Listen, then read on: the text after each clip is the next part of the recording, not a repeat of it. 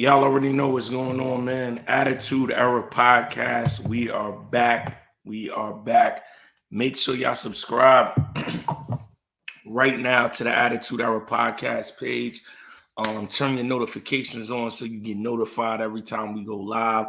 Like, share, comment. King HP in the building, Archie Carter in the building, and we are concluding the final recap of Who Killed WCW Part 4. We a little late today, you know what I mean? Busy schedule on my behalf, you know what I mean? But better late than never. We here. Shout out to Chalkline too. You know what I mean? I got a whole list of, just crazy hats that's historical. So this is a Thunder hat. Chalkline sent it to me, that. So shout out to Chalkline. Make sure y'all go get that's where I get all my jackets from. Shorts, like ring attire. They got the pants too. Shout out to the good folks at Chalkline. But we are here, man. Who Killed WCW, the final episode. I still don't know. I still don't know. I'm still confused, bro. Like, I watched it. It was some stuff in this episode I didn't know. I do know it was some bad business going on. But we'll get there. What you think, HP? Like I said, I still don't know. Yeah, I'm a numbers guy. I had to do a lot of number crunching and looking up to do the research to see what the numbers was. I had, what I'm saying, I got the notes with the quotes, what I'm saying. So I do think this, in order to come to a final, you got to make one of my like pie charts you used to do in school and be like, all right, these people had 40% blame and these people had 20, because it's, I'm saying, it's a lot of moving parts. But the stuff I didn't know behind the scenes, I feel like Eric Bischoff should not be taking as much blame. That's one thing I definitely got out of this series. And in that final episode, to hear how he was putting things together, I would not blame him as much anymore. My man was crying at the end, man. Yeah, I mean, he's crying because it's his baby. So like, I feel like it's a catch-22. I can't say he's not to blame, but I will say he's like, what I always try to tell people is what you can see from this show is that even if you have somebody that you're blaming, right? People in life are so quick to say it's your fault, and we all make mistakes. But what I will say from the series is that nothing Eric Bischoff did had malicious intent behind it. So it's like, even if you are blaming him, you're blaming him because there's nobody else to blame. Because it's like, if right, I'll tell you a funny quick story. Like, and this is like one of the reasons to this day my sister has an issue with me. She had an old computer, and I had just got on thisis50.com, and I wanted to watch myself on thisis50.com. I was like 18 years old, and I asked her if I could use the computer. I went to thisis50.com. This is not a porn site. This is a regular website. As I went there, the computer spazzed out. Probably from other times people went on shit that they wasn't supposed to, and the computer basically shut down after I did it. So I'm who to blame for the computer being messed up, but the computer was already messed up. You see what I'm saying?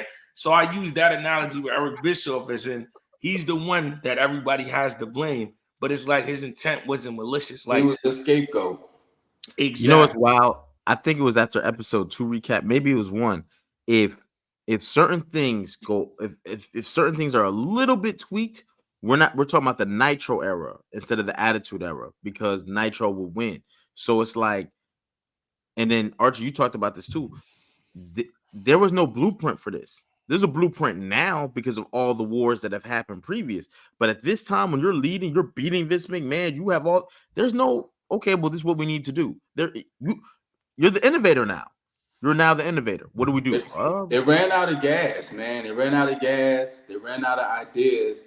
And I do feel Eric Bischoff cared, because it felt like when the ship was sinking, he was the only one with a bucket trying to get the water out, because he did get another deal in place. Yeah. And they sold it behind his back while he was working on the deal. So yeah, my thing with that is like, even when we talk about the contracts, it's like it's the same issue that Tony Khan has.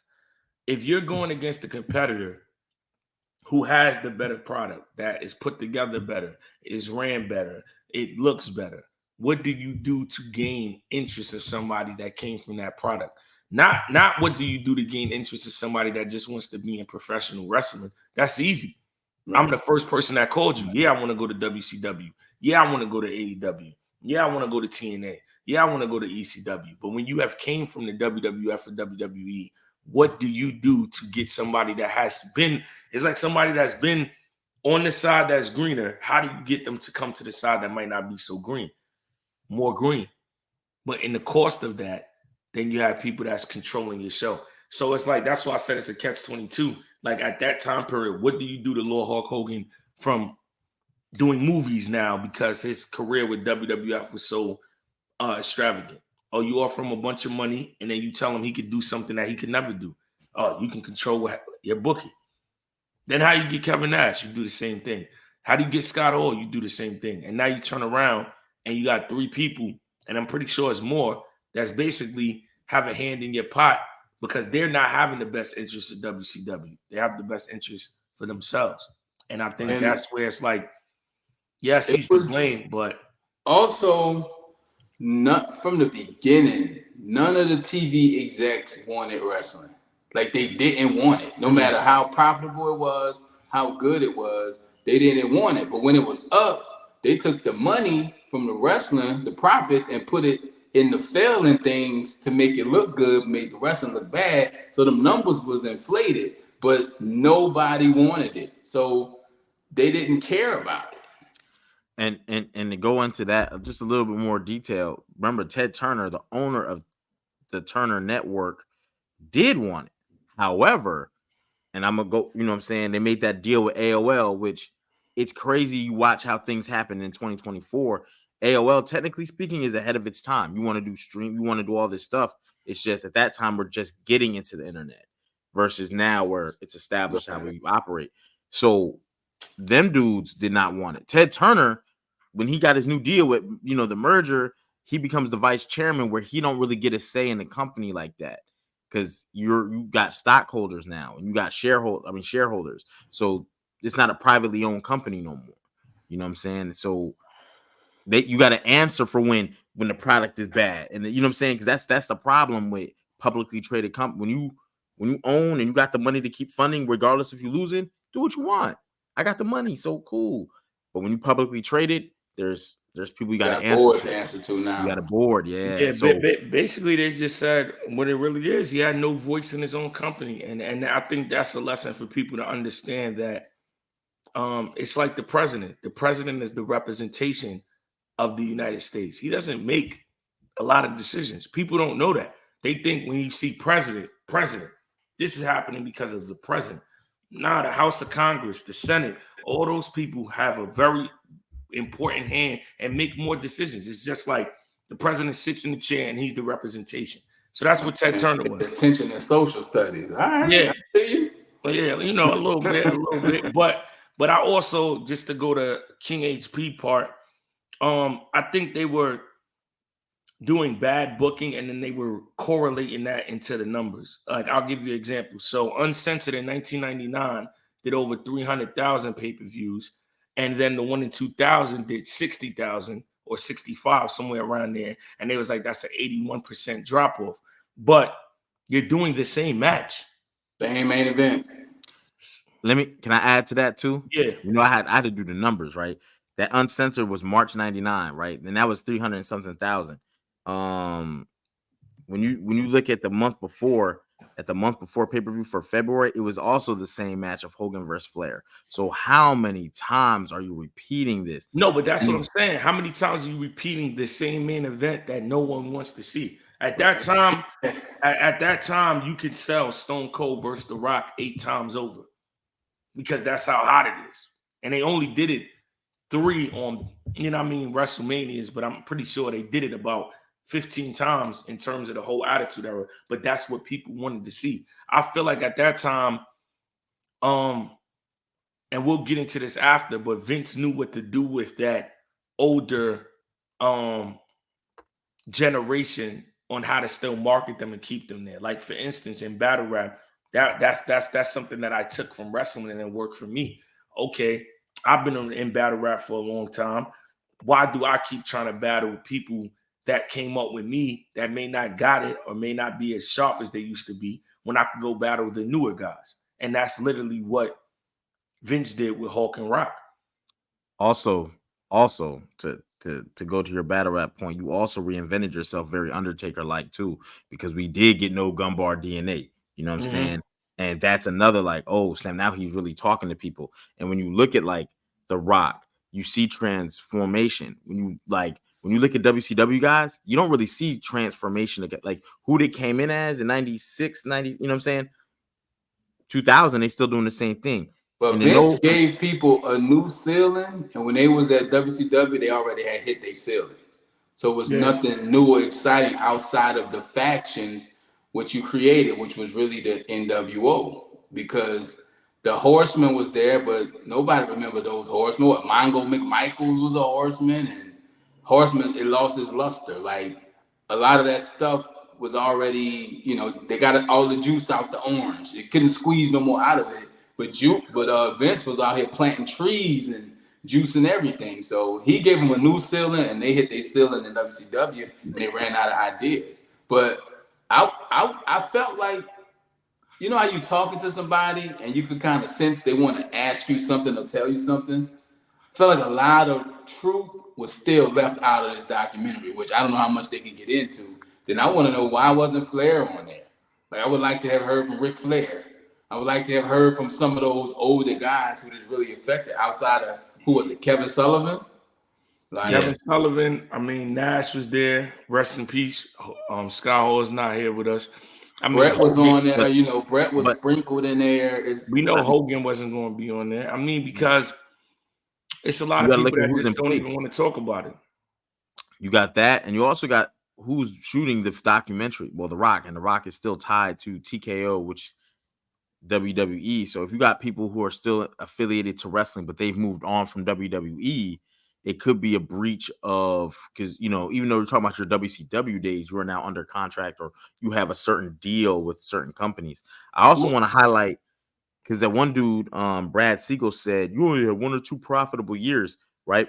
Bash at the Beach 96.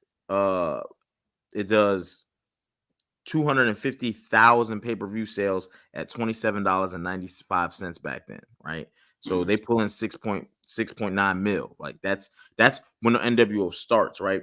And you heard what he said about the year 2000 March Uncensored. They had 60,000 pay-per-views sold, $29.95 each. I had to do the research. But Starrcade 97, they sold 700,000 pay-per-views. Hogan versus Sting is the main event. They make over 20 million in pay-per-view sales. You know what I'm saying? How much was your payroll?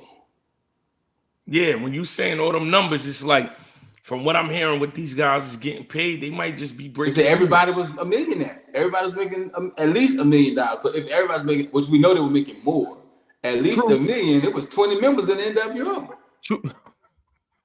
But we don't know the gate. We also don't know the TV numbers, because the advertising dollars is coming in. These are just the pay-per-views to show you how far. When you were selling 700,000, I don't think the TV numbers was there because they didn't want it.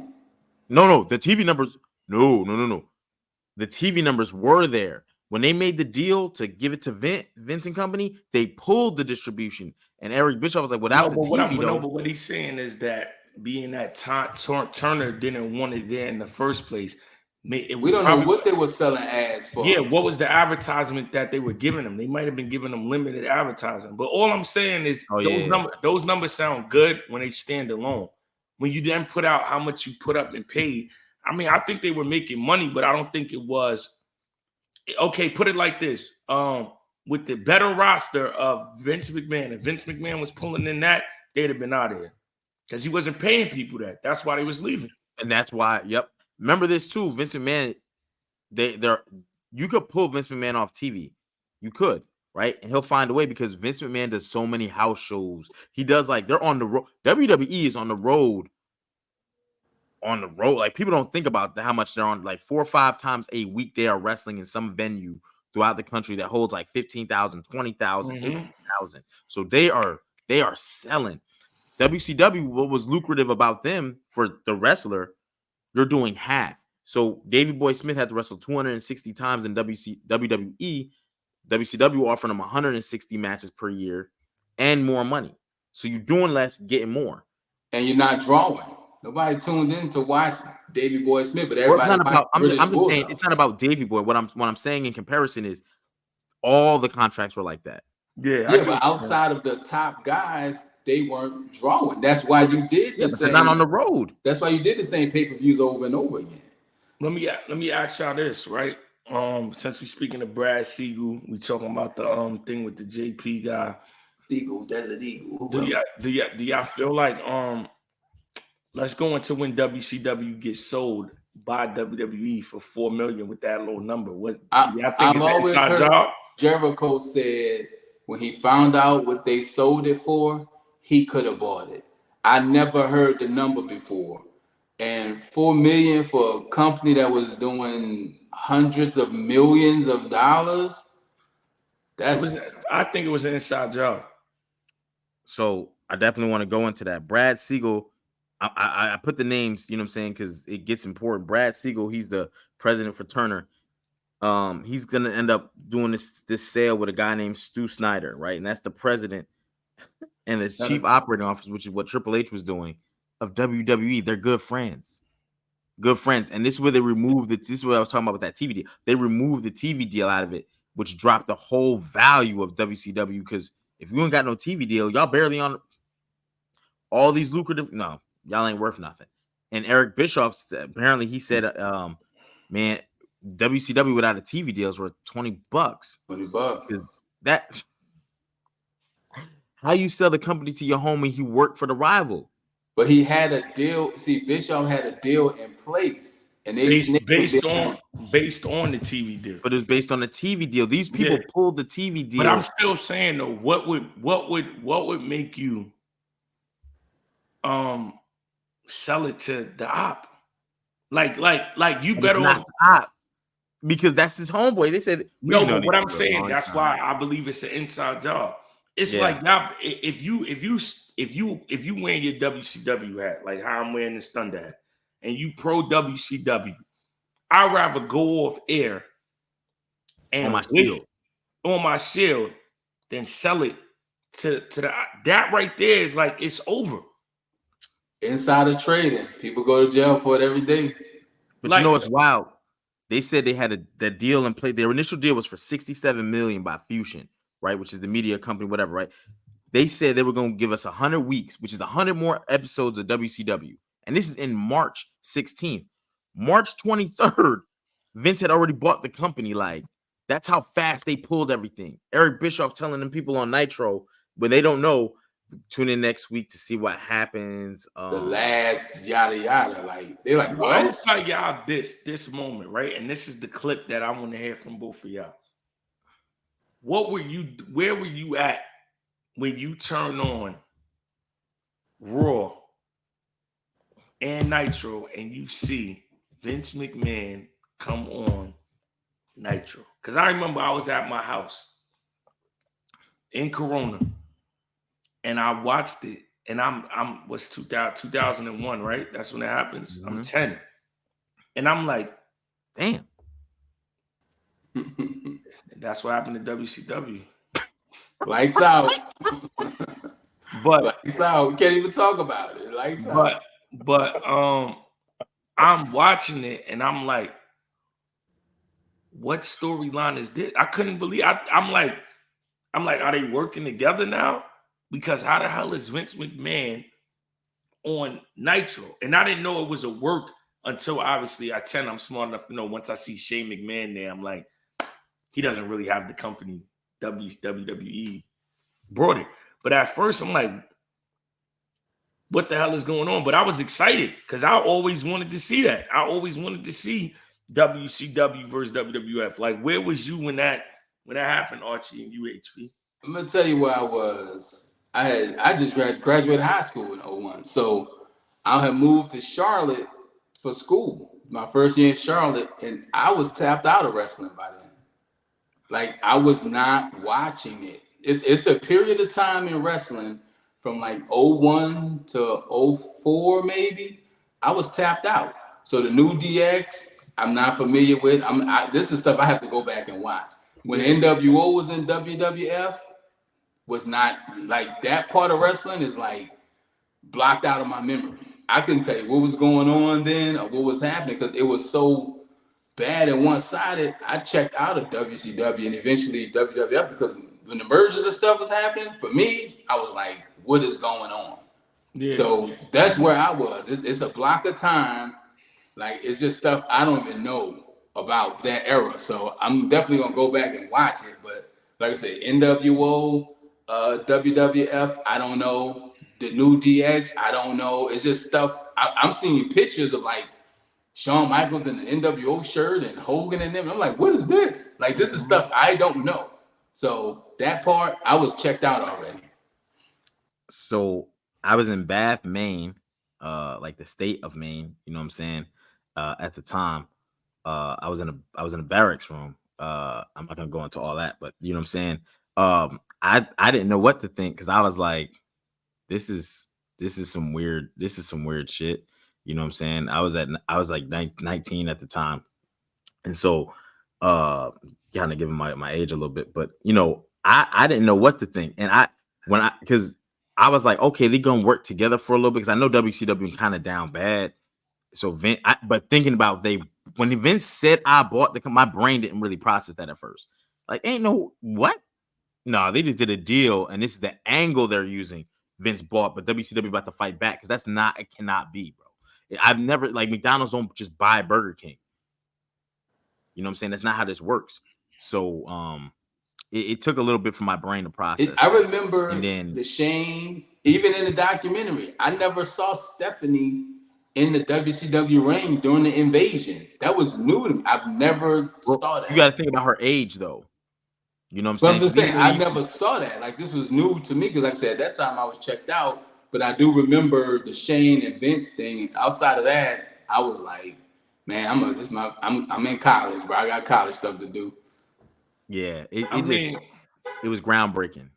I mean, yeah. Once the storyline played out and you seen that they actually brought it, I'm like, so all the ideas go in my mind, and I don't learn until later why it doesn't happen. First thing that runs through my mind: Goldberg versus Stone Cold, Sting versus The Undertaker. Yes. I'm excited actually. I wanted to see Hulk Hogan versus Stone Cold.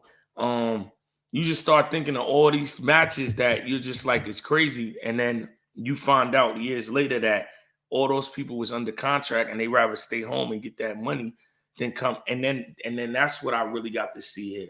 How it feels to know, like, because let's be honest, right? And that's what I wanted to jump into next. Like, Vince made a mockery of these people when they came to WWE. I mean, WWE. So it's like now a lot of people didn't know the fate or wasn't happy about it because it's like your op having control of your career. Is he going to do the right thing by it, or is he just going to keep rubbing in your face? I won, and I felt like he did that. Even what they did with DDP, like he's stalking the Undertaker. I'm gonna be honest. Vince McMahon is personally responsible for the spitting on the grave. Like, WCW's killed. We know that.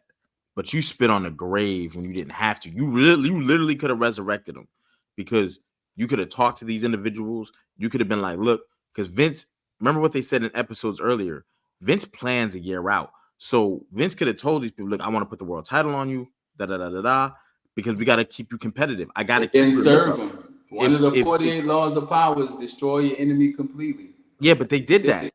They did that. This is the kicking the man when he's down. This is the spitting on the grave part. Like, you just bought the company for $4 million. Not if we following 48 laws of power, because it's destroyed into now. It's done. Now it's done. Why Sting said he never crossed over because he saw what they did to Booker T. He said once The Rock does cross over, once he hit Booker T with the "it doesn't matter what your name is," he said that stripped Booker T of all his credibility and accolades. It didn't. Yes, he said that, but it didn't. What stripped Booker T is Booker T still losing the matches. He still had to get booked, though. Because I get you, but The Rock saying Rock did that to everybody. No, but you're not under. So Rock, but if you don't go over, no. But Jerry, Rock did that to people that we already got that from. When you say, right, when you say Stone Cold, it doesn't matter what your name is. We know Stone Cold's name. When you say Triple H, it doesn't matter. Not everybody that watch WWE watch WCW. So it's like, I don't know. All right, put it to you like this. If I say to Jay-Z, it doesn't matter what your name is, and then I say it to an artist that is not as popular as Jay-Z, that's trying to get where Jay-Z is in his newfound company, it hits harder for him because we really don't know. It's like a joke that becomes then somewhat truthful, and then it just aesthetically looks like it's a shit on. It's basically like. Plus, you're just coming from a company we bought. Yeah. So you look like, I don't want to say about Booker T, but you look like a loser already. That's what I'm trying to say. Booker, you saw what Booker said in the documentary. He said it. He said Vince doing all the stuff he did with us after that was the slap in the face. Like, yes. It was like a steak. Yes. You know what I'm saying? Because of that, like even chasing Stone Cold in the Super Bowl, all these angles are goofy. But this is my point to that, right? It's not just the promo, because the Rock said Rock did that to everyone. He did it to Jericho when he first came. He said, like, literally Jericho's first couple minutes on stage, he said it doesn't matter what your name is to him and all this stuff. But they built Jericho up. We was getting a countdown. We was getting a timer. That's my point. This is Booker T's first time on the screen, and they shit on him. Jericho's first time on screen, he got the same treatment. The difference is when we get to the matches, Jericho is winning the matches. Because The Rock literally did the same thing to everyone. Jerry, that's what we're talking about, putting him over. They allowed him to beat Stone Cold. I said, but what I'm saying is that. But when it comes to the matches, he's losing. But you can't say just because of the matches. It goes with everything. It's like if I do a 4-month countdown, right? Put it like this. Let's say the people didn't know who Chris Jericho was, right? They did a 4-month countdown letting you know who he was. So you can't say that doesn't factor in. Booker T, they're not doing. Don't know who he is. Remember, Jericho came over as a mid-card, no world titles. Oh my, Jerry, you don't remember they used to have the vignette to the countdown all the time? And they said Y2J. They said Y2J is coming. Let me get 30 seconds. But listen, Y2J even in his promo, they let Jericho get a promo. Listen. You did a vignette for a mid-card guy. A mid-card guy at a company that was fledgling down, right?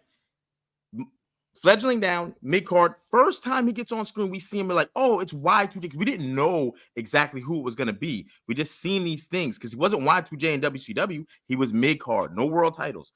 He comes over.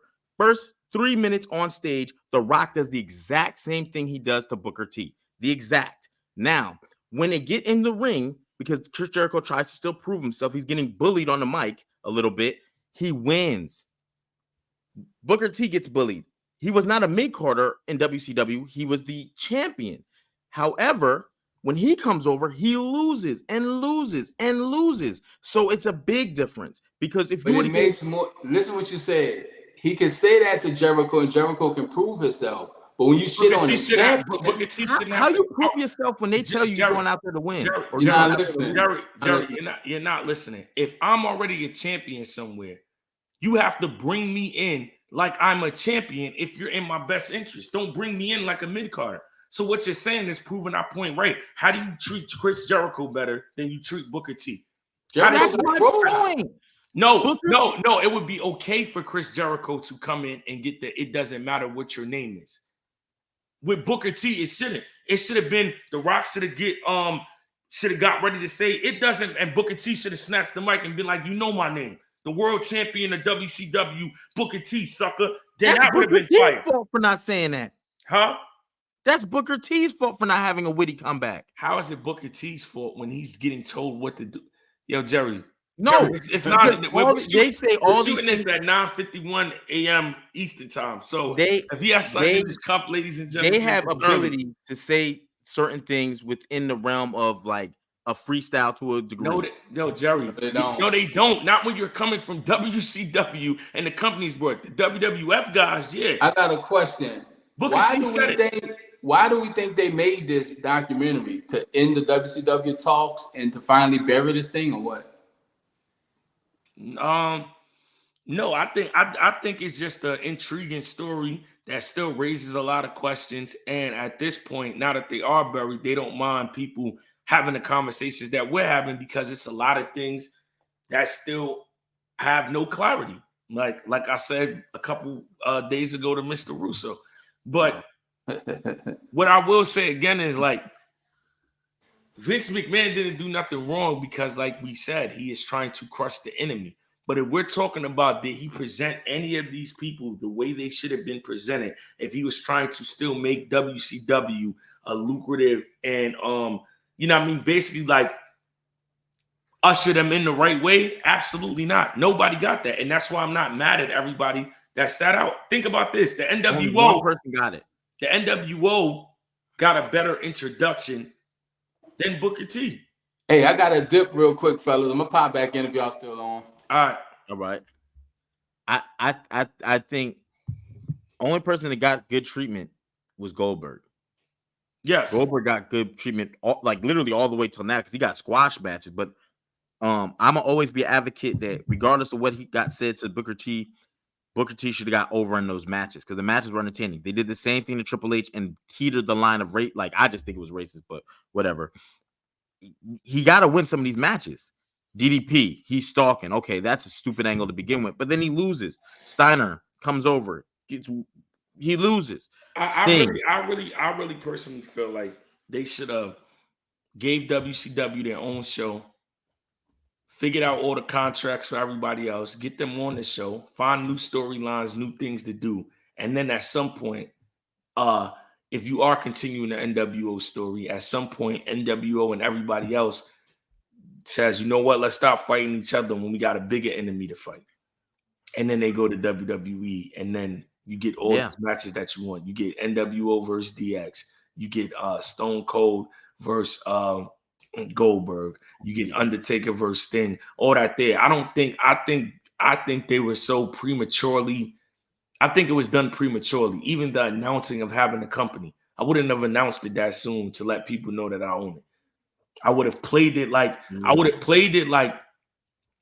it's still being ran by them and just have it on at a different time and then merge it as you see different little run-ins and talks about it and then let it be said. And then I just feel like, but you know, that's me saying that when I'm watching it, not when it's happening in real time. Not when it's happening in real time. It's always easier it's easier for us to go back and play matchmaking and do that opposed to all the legalities and everything that's happening right then and there. And we don't know their reasons of doing it. But that's just the, you know what I mean, the fan in me and the fantasy booking of how, you know what I mean, I would have orchestrated it. I think I agree with you 100% because in 1990, in 2001, they do have SmackDown. So if you just started being like, look, I mean, you could have almost WCW'd yourself where they coming out, they attacking the SmackDown guys. You like, look, that's the because at that time Raw was the premier show. Bring your guys back to Raw. Let these guys hold down SmackDown. But now you're writing their storyline, so we should get better quality. I think Vince, and then you're right. You could have slowly ushered in the guys with the bigger contracts because they got to be reworked. Mm-hmm. And then maybe some of them would have been able, like, remember Booker T said he took the buyout. Yeah. So maybe some other people would have took a buyout too. No, they didn't. No. I'm saying if Vince would have did it right, give them their own show, and you know what I'm saying? No. Because you got to understand what was driven. Right? So Hogan, Nash, Hall all left because of money. We don't want no buyout. I want to continue to get the rest of that money. That's the whole thing that is driven off. I want to get the rest of that. Would have took the buyout? Nah, because all right, so this is the other issue, right? Vince McMahon, they said even when Sting came back and did the Triple H joint years later, Vince McMahon still didn't know who he was. He was like, are they gonna go crazy for this guy? Was he that big in WCW? And then Triple H and them had to tell him, yeah. So it's like the respect was never there. He never, and I think that's what we're getting at. All these guys that even though they weren't part of WWF, a lot of them deserve more respect and how they would how their careers and storylines were played out. And how can you respect something you don't know? You get what I'm saying? If you give me a soccer company right now and you have all these key soccer players on here that did this and that, I wouldn't be able to service them. I would have to say, okay, yes, I'm the buyer, but I want to get somebody in here that knows soccer so they can service these people the right way because I don't know. Like But so that's the that ego of Vince I McMahon. and I think that's what it really boiled down to. Like let's be honest, the invasion, the idea of it is hot. That's why when we Yes. still bring it up, people go crazy. But what actually transpired, it was like it was corny. They didn't even have enough wrestlers. That's why Stone Cold, they had people jumping ship. It should have never been nobody jumping ship. At all. At all. Because you're right, 100%. Maybe you should save it. You take their mid-card roster or their lower tier. Hey, we're going to put y'all on SmackDown, kind of do some things until we get the main stars to come over, because the Yeah, idea of that is fantasy booking that people wanted for years. And, you know, to just spoil it. And then it's like, you got Booker T. Cool. Booker T was a big one. You overall, I don't want to say they ever did Booker T justice, man, because it's like backhanded compliments. We gave you the WCW title, but never the WWE title. We gave you the King of the Ring, but so he did find success and he did make it, but not to the level I thought Booker T should have had his success. yeah, And that is sad. Regardless of how he was booked, I'm always saying this: if you don't let these guys win some matches, it's bad all the way around. yeah. And so that's what happened. Vince spit on the grave of WCW. I agree, man. Listen, y'all. Who Killed WCW episode 4 recap. Make sure y'all comment. Let us know what y'all thoughts are the last episode. Go back and watch our other 3 recaps.